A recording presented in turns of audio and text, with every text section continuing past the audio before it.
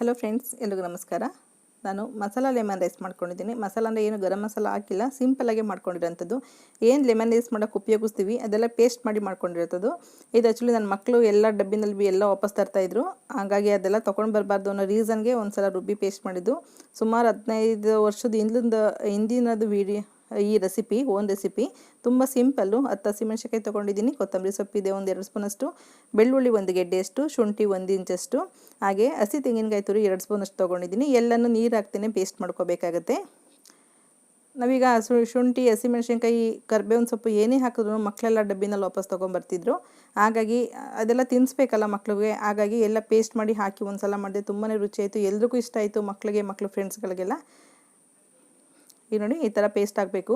ನಿಮಗೆ ಒಂದೇ ಸಲ ಪೇಸ್ಟ್ ಆಗಲ್ಲ ಅಂತ ನೀರು ಹಾಕೋದಕ್ಕೆ ಹೋಗಬೇಡಿ. ಸ್ವಲ್ಪನೇ ಈ ಥರ ಸ್ಪೂನಿಂದ ತಿರುಗಿಸ್ಕೊಂಡು ಒಂದು 2-3 ಸಲ ಗ್ರೈಂಡ್ ಮಾಡಿಕೊಂಡ್ರೆ ನೀಟಾಗಿ ಈ ಥರ ಪೇಸ್ಟ್ ಆಗುತ್ತೆ. ನಾನೀಗ ಮೊದಲಿಗೆ ಸ್ವಲ್ಪ ಶೇಂಗಾನ ಫ್ರೈ ಮಾಡಿ ತೆಗೆದಿಟ್ಕೊಳ್ತಾ ಇದ್ದೀನಿ. ತುಂಬಾ ಚೆನ್ನಾಗಿರುತ್ತೆ. ಅದಕ್ಕೆ ಕರ್ಬೇವಿನ ಸೊಪ್ಪು ಮಿಸ್ ಆಗಿದೆ. ನಿಮ್ಮ ಕರ್ಬೇವಿನ ಸೊಪ್ಪು ಸಿಕ್ಕಿದ್ರೆ ಪೇಸ್ಟ್ ಮಾಡುವ ಕರ್ಬೇವಿನ ಸೊಪ್ಪು ಹಾಕ್ಕೊಳ್ಳಿ. ಈಗ ಅದೇ ಬಾಣಲೆಗೆ ಒಗ್ಗರಣೆ ಮಾಡ್ಕೊಳ್ಳೋಣ. ಕಡಲೆಬೇಳೆ 1 ಸ್ಪೂನು, ಉದ್ದಿನಬೇಳೆ 1 ಸ್ಪೂನು, ಸಾಸಿವೆ 1/4 ಸ್ಪೂನಷ್ಟು, ಜೀರಿಗೆ 1/4 ಸ್ಪೂನಷ್ಟು ಹಾಕ್ಕೊಳ್ತಿದ್ದೀನಿ. ನಿಮ್ಮನೆ ಮಕ್ಕಳು ಬೇಳೆಗಳು ಇಷ್ಟಪಡಲ್ಲ ಅಂದರೆ ಬರೀ ಸಾಸಿವೆ ಜೀರಿಗೆನೇ ಒಗ್ಗರಣೆಗೆ ಹಾಕ್ಕೊಳ್ಳಿ. ನಾನು ಸ್ವಲ್ಪ ಕರ್ಬೇವಿನ ಸೊಪ್ಪು ಪೇಸ್ಟ್ ಮಾಡೋದಕ್ಕೆ ಹಾಕೋಕ್ಕಾಗಲಿಲ್ಲ, ಹಾಗಾಗಿ ಸ್ವಲ್ಪ ಒಗ್ಗರಣೆಗೆ ಹಾಕ್ಕೊಳ್ತಾ ಇದ್ದೀನಿ. ಈಗ ರುಬ್ಬಿದ್ವಲ್ಲ ಪೇಸ್ಟು, ಅದನ್ನು ಹಾಕ್ಕೊಳ್ಳೋಣ. ತುಂಬಾ ಸಿಂಪಲ್ಲು, ಏನೂ ಕಾಣೋದು. ಅನ್ನದಲ್ಲಿ ಕಲಿಸಿದಾಗ ನಿಮಗೆ ಬರೀ ಪ್ಲೈನ್ ರೈಸ್ ಥರ ಕಾಣುತ್ತಷ್ಟೇ, ಹಳದಿ ಕಲರ್ ಬಿಟ್ಟು ಇನ್ನೇನು ಸಿಗೋದಿಲ್ಲ. ಆದರೆ ತಿನ್ಬೇಕಾದ್ರೆ ಒಳ್ಳೆ ರುಚಿ ಇರುತ್ತೆ. ಅನ್ನಕ್ಕೆಲ್ಲ ಚೆನ್ನಾಗಿ ಕೋಟಿಂಗ್ ಆಗಿರುತ್ತೆ ಪೇಸ್ಟು, ಹಾಗಾಗಿ ತುಂಬಾ ಚೆನ್ನಾಗಿರುತ್ತೆ. ನೀವು ಪೇಸ್ಟನ್ನು ಎಣ್ಣೆನಲ್ಲಿ ಒಂದು 2 ನಿಮಿಷ ಫ್ರೈ ಮಾಡಾದ್ಮೇಲೆ ಉಪ್ಪಿನ ಪುಡಿ ಹಾಕೋಬೇಕಾಗುತ್ತೆ. ಅನ್ನಕ್ಕೆ ಉಪ್ಪು ಹಾಕಿರ್ತೀವಿ, ಗ್ರೇವಿಗೆ ಎಷ್ಟು ಬೇಕಾಗುತ್ತೆ ಆ ಲೆಮನ್ ರೈಸ್ಗೆ ಅಷ್ಟು ಮಾತ್ರ ಉಪ್ಪು ಹಾಕ್ಕೊಳ್ಳಿ. ಸ್ವಲ್ಪ ಹಳದಿ ಪುಡಿ ಹಾಕ್ಕೊಂಡು ಮಿಕ್ಸ್ ಮಾಡ್ಕೊಳ್ತಾ ಇದ್ದೀನಿ. ನೀವು ಈ ಪೇಸ್ಟನ್ನು ಸಪ್ರೇಟಾಗಿ ಎತ್ತಿಟ್ಟು ಕೂಡ ನೀವು ಎಲ್ಲನ ಊರಿಗೆ ಹೋಗ್ತೀರಾ, ಮನೇಲಿ ಯಾರನ್ನ ಇರ್ತಾರೆ, ಅಡುಗೆ ಮಾಡ್ಕೊಳಕ್ಕಾಗಲ್ಲ ಅಂದ ಕೂಡ ಇದನ್ನು ಆರಾಮಾಗಿ ಹೊರಗಡೆನೇ ಸ್ಟೋರ್ ಮಾಡಿ ಇಟ್ಬಿಟ್ಟು ಹೋಗ್ಬೋದು. 1/4 ಸ್ಪೂನಷ್ಟು ಸಕ್ಕರೆ ಹಾಕ್ಕೊಳ್ತಿದ್ದೀನಿ. ಸಕ್ಕರೆ ಹಾಕ್ಕೊಳ್ಳೋದ್ರಿಂದ ಹುಳಿ, ಉಪ್ಪು, ಖಾರ ಎಲ್ಲ ಸಿಗೋದ್ರಿಂದ ಒಂದು ಒಳ್ಳೆ ಟೇಸ್ಟ್ ಬರುತ್ತೆ. ಈಗ ಸ್ಟವ್ ಆಫ್ ಮಾಡಿದ್ದೀನಿ.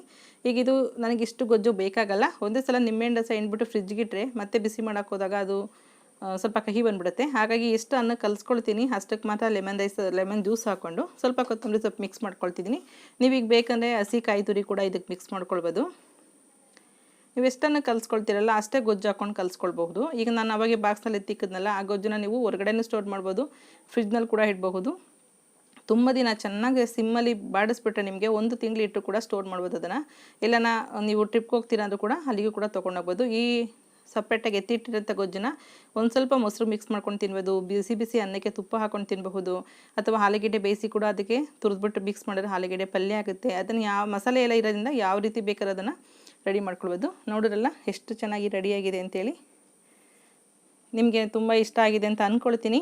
ನಮಗಂತೂ ನಮ್ಮ ಮನೇಲಿ ಎಲ್ರಿಗೂ ತುಂಬ ಇಷ್ಟ ಆಗುತ್ತೆ ಈ ರೆಸಿಪಿ. ತಿನ್ನೋದಕ್ಕೂ ತುಂಬಾ ಟೇಸ್ಟಿಯಾಗಿರುತ್ತೆ. ನಿಮಗೇನೋ ಇಷ್ಟ ಆದರೆ ಒಂದು ಸಲ ಮಾಡಿ ನೋಡಿ. ಹಾಗೆ ನಿಮ್ಮ ಅಭಿಪ್ರಾಯ ಅನಿಸಿಕೆಗಳನ್ನ ಕಮೆಂಟ್ ಬಾಕ್ಸಲ್ಲಿ ಹಾಕಿ. ಹಾಗೆ ನಿಮ್ಮೆಲ್ಲರಿಗೂ ನಿಮ್ಮ ಮಾಡೋಂಥ ಪ್ರಾಜೆಕ್ಟ್ಗಳಿಗೆ ಆಲ್ ದಿ ಬೆಸ್ಟ್ ಹೇಳೋದಕ್ಕೆ ಇಷ್ಟಪಡ್ತೀನಿ.